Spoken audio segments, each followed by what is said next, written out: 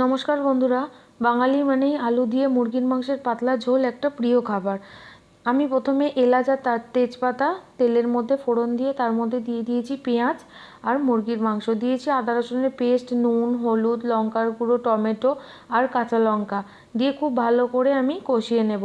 বেশ কিছুক্ষণ কষানোর পর ওর মধ্যে দিয়ে দেব সামান্য মিট মশলা দিয়ে আবারও বেশ কিছুক্ষণ কষিয়ে নেব। দিয়ে দেব সামান্য জল যাতে মশলাগুলো পুড়ে না যায়। দিয়ে দেব কয়েক কোয়া রসুন আর ভেজে রাখা আলুগুলো আমি আগে থেকেই অন্য আরেকটা কড়াইয়ের মধ্যে ভেজে নিয়েছিলাম যাতে সময়টা একটু কম লাগে। এবার আলু দিয়ে মাংসটা খুব ভালো করে কষিয়ে নিয়ে পরিমাণ মতো জল দিয়ে 30 মিনিটের জন্য ঢাকা দিয়ে রেখে দেবো যাতে সমস্ত কিছু ভালো করে সেদ্ধ হয়ে যায়। 30 মিনিট পর ভালো করে নাড়িয়ে চাড়িয়ে গরম মশলা দিয়ে নামিয়ে নেব, গরম ভাতের সাথে সার্ভ করে দেবো। বন্ধুরা, রেসিপিটা যদি আপনাদের ভালো লেগে থাকে তাহলে অবশ্যই আমার এই চ্যানেলটা লাইক, কমেন্ট, সাবস্ক্রাইব এবং শেয়ার করে দেবেন।